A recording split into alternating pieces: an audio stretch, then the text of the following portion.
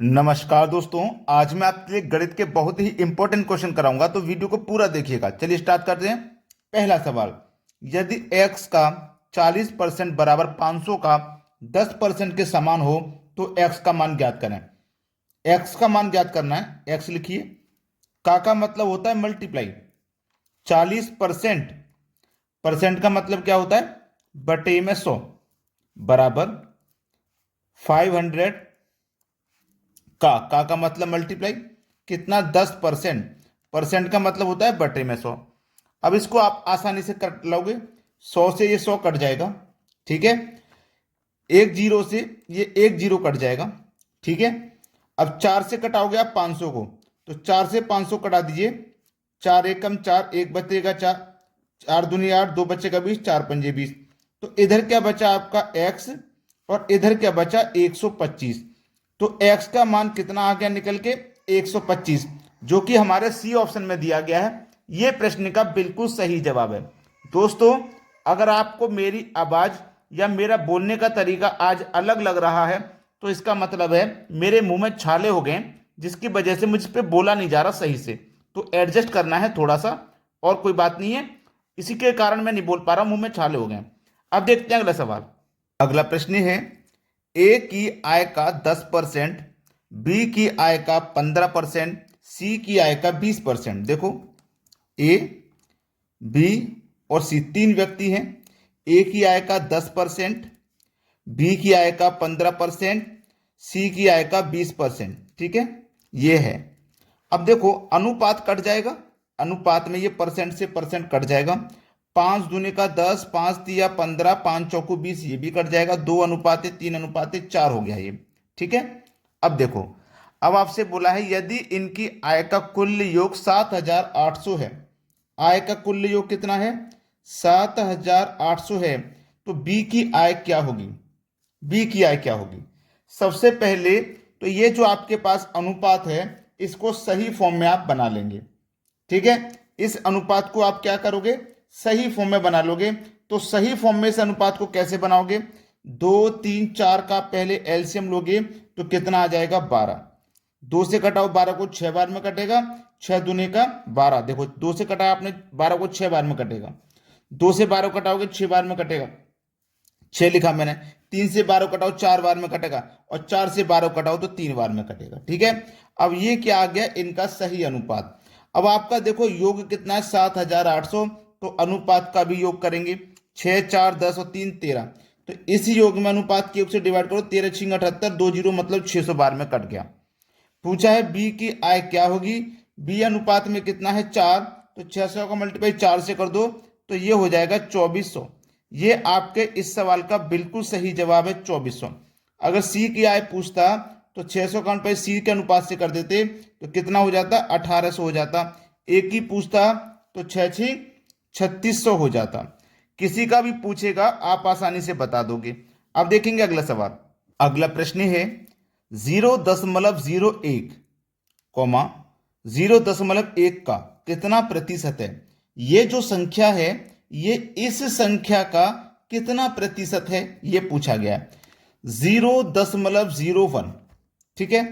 0.01, 0.1 का किसका?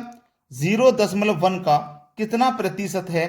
प्रतिशत में पूछा जा रहा है, तो क्या करोगे? 100 से गुना करोगे। आपको अच्छे से पता है किसी भी संख्या को प्रतिशत में अगर बनाना है तो 100 से गुना करना पड़ेगा। अब सबसे पहले क्या करेंगे? दशमलव को हटाएंगे। तो दशमलव के बाद यहाँ पे दो संख्या है तो नीचे 2 जीरो आ जाएंगे। दशमलव नीचे से भी हटाओ, यहाँ पे दशमलव एक संख्या थी तो ऊपर 1 जीरो आ जाएगा। अब देखो यहाँ पे ऊपर कितना है? 10। भाई, संख्या से पहले दशमलव से पहले अगर कोई शून्य है तो हटा दीजिए, लेकिन यहां से हमने दशमलव को हटा दिया। अब यहाँ पे 10 है, 10 से पहले इन शून्यों की कोई वैल्यू नहीं है। बटे में आ जाइए। 100 से पहले जीरो है, इस जीरो की कोई वैल्यू नहीं है तो 100 लिखेंगे। गुने में कितना है? 100 है। अब 100 से 100 कट जाएगा, बचेगा क्या आपके पास? 10 बचेगा। मतलब 10% आपके इस सवाल का बिल्कुल सही जवाब हो जाएगा। यह दिया गया आपके पहले ऑप्शन में, बिल्कुल सही जवाब। अब देखते हैं अगला सवाल। अगला प्रश्न है, पी क्यू से 5 गुना बड़ा है। दो व्यक्ति हैं, एक पी है और एक क्यू है। जो पी है वो क्यू से 5 गुना बड़ा है। 5 गुना बड़ा है। अब समझना प्रश्न को, Q अगर 1 होगा तो इससे ये कितना बड़ा है, 5 गुना। तो पहले इसका 5 गुना कीजिए, तो 1 का 5 गुना 5 हो जाएगा। तो 1 का 5 गुना 5 हो गया ना, तो 5 गुना बड़ा है, तो 5 गुना हो गया। अब इससे बड़ा है तो यहां पे कितना हो जाएगा, 6 हो जाएगा। याद रखना, 1 का हमने 5 गुना किया 5, तो 5 गुना बड़ा है, तो 5 गुना में 1 जोड़ेंगे 6 हो जाएगा। तो इससे 5 गुना से ये बड़ा हो गया। ठीक है, तो Q जो है वो P से कितना प्रतिशत कम है, जो Q है वो P से कितना प्रतिशत कम है। देखो संख्या में, देखो अनुपात में कितना कम है, 5। ये 6 है, ये 1 है, कितना कम है, 5। 5 गुना ही बड़ा था तो 5 गुना ही कम होगा। अब 5 गुना कम है, किससे कम है, P से कम है। प्रतिशत में बताना है तो 100 से गुना करना पड़ेगा, बस ये चीज को आंसर आ जाएगा। 5 का गुना 100 से करो तो ये 500 हो जाएगा, डिवाइड करना है 6 से। 6 अट्ठे 48 हो गया, 6 अट्ठे 48, 2 बचेगा 20, 6 तिया 18, 20 से 18 कट गया, 2 बचेगा, तो 2 ऊपर बटे में 6। अब ये 2 एकम 2 तिया 6 कटेगा, तो 83.1/3, 83.1/3 देखो किस ऑप्शन में है।